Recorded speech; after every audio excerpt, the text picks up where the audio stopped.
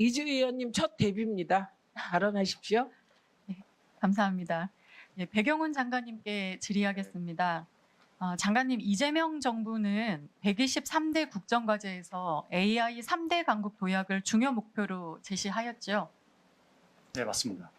예, AI 시대를 맞이하며 국가의 존망에 대한 모든 열쇠는 결국 과학기술 인재가 쥐고 있다고 해도 과언이 아닐 것입니다. 그런데 장관님께서도 잘 아시다시피 미국과 중국의 과학기술 패권 경쟁이 심화하면서 각국의 인재 영입 방식은 연구자 맞춤형으로 고도화되고 있습니다. 그리고 이에 따라서 우리나라의 과학기술 인재 유출 가속화가 우려되고 있는 실정입니다. 아시죠? 네, 알고 있습니다. 예, 장관님께서는 혹시 얼마 전 방영한 KBS 다큐 인사이트 인재 전쟁이라는 프로그램을 보셨을까요? 네, 맞습니다. 네, 벌써 조회수가 120만에 육박하고 있습니다. 일부 공대에 미친 중국은 과학기술 인재 양성을 국가적 사명으로 삼은 중국의 전략을 보여주었고, 반면 이부 의대에 미친 한국은 의사면허를 향한 전국민적인 쏠림 현상을 다루었습니다. 한국과 중국의 극명한 대비를 통해서 과학기술의 설 자리가 점점 좁아지고 있는 국내 현주소가 적나라하게 드러났습니다. 장관님도 이공계열 자퇴 후에 의대에 지원한다는 이야기 많이 들어보셨죠? 네, 들어봤습니다. 예, 슬라이드 한번 보실까요? 예, 화면 한번 보시죠. 여기 그 다큐멘터리 영상에 달린 댓글들입니다. 간략하게 좀 읽어보겠습니다. 90년대 초반 학번이고 공대 출신입니다. 현재는 실리콘밸리에서 근무합니다. 그대들이 펼치고자 하는 꿈들을 펼치기엔 한국은 좁다. 개인의 역량을 키워서 한국 밖에서 능력을 펼쳐보는 걸 추천한다. 한국에서 학석박을 마치고 미국에서 박사 후 연구원으로 연구 중이다. 한국에서는 하기 힘든 연구들을 이곳에서는 많은 정부 민간 투자 덕분에 안정적으로 하고 있습니다. 지금 하고 있는 연구들을 한국에 돌아가 학생들을 양성하며 계속해서 하고 싶지만 이러한 현실들로 인해서 매일매일 생각이 바뀝니다. 예, 캐나다로 이주한 공대생입니다. 내 자식 태어나는 것도 못 보면서 한국에서 일했습니다. 캐나다에서는 100% 완전히 똑같은 일을 하면서 연봉은 2배 정도 받고 있습니다. 제 근무 시간은 6시 반부터 오후 3시까지입니다. 한국에서는 주말에도 할 수 있을까 말까한 일을 여기서는 평일에 할 수 있습니다. 과기원 졸업생입니다. 메마른 흙에 씨앗을 뿌리는 기분이었다. 노력한 만큼 성취감을 느낄 수 있는 환경에서 살고 싶다. 미국에서 자연과학 대학원에 다니는 사람인데 중국인 논문의 양과질은 정말 놀라움. 이미 한국을 넘어섰고 그 이상임. 인재가 쏟아져 나옴. 이미 너무 늦었지만 이제라도 우리나라도 이공계에 대한 대우를 제대로 해야 합니다. 제가 대학원생일 때 지도 교수님께서 저보고 그러셨습니다. 한국에서 교수는 하지 말라고. 네, 개인의 의대, 공대 선택의 기준은 보상체계입니다. 미국과 중국은 과학기술에 대한 충분한 금전적 보상을 주고 한국은 애국심에 의존하고 있습니다. 이러한 댓글들이 지금 우리 과학기술 연구의 현실을 너무나 잘 보여주고 있는 것 같아 매우 씁쓸합니다. 장관님, 정부가 제4차 과학기술 인재 육성 지원 기본계획에 따라서 올해 과학기술 인재 육성을 위해 약 9조 3천억 원을 지원하겠다고 밝힌 것을 알고 계시죠? 네, 알고 있습니다.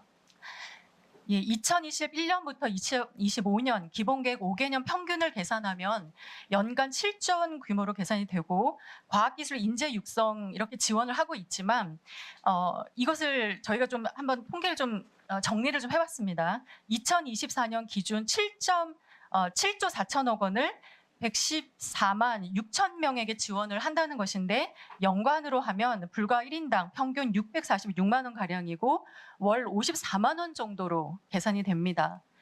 우리나라 대표적인 사립대학인 연고대 대학원의 공학계열 한 학기 등록금이 약 700만 원임을 생각하면 정말 등록금은커녕 생활비로도 너무나 모자랄 정도로 턱없이 부족한 수준입니다.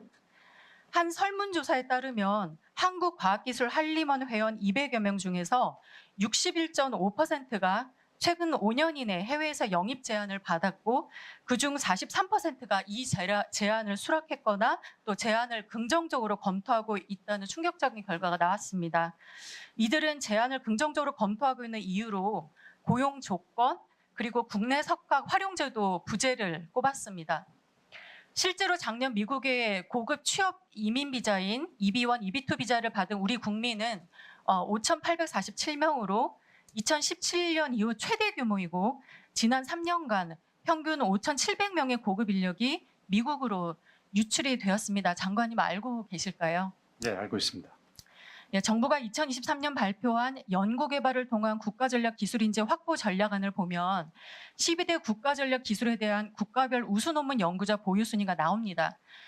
차세대 원자력, 첨단 바이오, 우주항공, 인공지능, 양자, 역학 등 첨단 분야에서 한국은 5위권밖에 위치하고 있습니다. 기술의 연구 경쟁력이 높지 않다는 이야기죠. 예, 그런데 2023년 뜬금없이 나눠먹기식 R&D는 제로 베이스에서 재검토할 필요가 있다는 윤석열 전 대통령의 한마디에 R&D 예산이 대폭 삭감되어 R&D 생태계에 큰 충격을 주었습니다. 이로 인해 예산이 줄면서 연구 인력이 떠나는 이른바 엑소더스가 지금 가속화되었습니다. 스위스 국제경영개발원에 따르면 대한민국의 두뇌 유출 지수가 2021년 24위에서 2024년 30위로 하락했습니다. 지금 보시는 슬라이드인데요. 0점에 가까울수록 해외 유출 인재가 많다는 의미입니다. 우리나라의 순위가 조금씩 높아지고 있다가 윤석열 정부 들어서 낮아진 이후에 줄곧 30위권으로 밀려나 있습니다. 한국과학기술기획평가원 보고서에 따르면 미국에서 박사학위를 취득한 후 귀국하지 않고 미국에 체류 의사가 있는 한국인 비율도 2023년 71.1%로 집계되어서 2021년, 2022년보다 크게 지금 증가하고 있는 현실입니다. 정부가 올해 9조 3천억 원 투자하겠다고 하지만 아직 너무나 부족합니다. 과거 정부가 4대강 사업 50조 원 투자했었지 않습니까? 이 돈을 이공계 석학 또는 유망주에게 5,000명 1인당 연간 10억 원씩 10년을 지원할 수 있는 돈이라고 하는데요. 이 돈을 과학기술에 투자했었더라면 정말 어땠을까 큰 아쉬움이 듭니다. 장관님, 이공계 대학 연구원들이 강화되어야 할 경력개발 정부 정책으로 꼽은 것이 무엇인지 혹시 예상 가능하실까요? 가장 예측 가능하고 안정된 투자를 좀 요구했을 것 같습니다. 예, 맞습니다. 장학금이나 인건비 확대와 같은 재정 지원이 70.5%로 1위를 차지했습니다. 전폭적인 지원이 있어야 할 과학기술 인재가 의대로 해외로 유출되지 않아야 대한민국이 번영할 수 있을 것입니다. 더 과감하게 투자를 해서 공대에 미친 한국을 만들어야 대한민국이 AI 시대에 살아남을 수 있다고 생각하는데 이에 대한 장관님의 의견 잠시 여쭙겠습니다. 의원님 말씀하신 내용에 대해서 저희 부처뿐만 아니라 저희 정부에서도 굉장히 큰 어떤 위기 의식을 가지고 있고 문제 의식을 가지고 있습니다. 그래서 사실 예산의 어떤 증가, 투자만으로는 이 문제는 해결되지 않을 겁니다. 그래서 출연연의 어떤 PBS 문제, R&D 예타 폐지, 그리고 이공계 학생들이 마음껏 연구할 수 있는 환경 조성, 그리고 정부의 투자뿐만 아니라 민간의 적극적인 어떤 투자 참여 이런 것들이 복합적으로 이루어져야 이 문제들이 하나하나 해결해 나갈 수 있다고 생각합니다. 이 문제는 사실 AI 3대 강국을 만드는 데 있어서 가장 기본적으로 해결해야 될 첫 관문이라고 생각합니다. 이 부분에 대해서 더 관심 갖고 더 적극적으로 해결하기 위해서 노력하도록 하겠습니다. 예, 수고하셨습니다.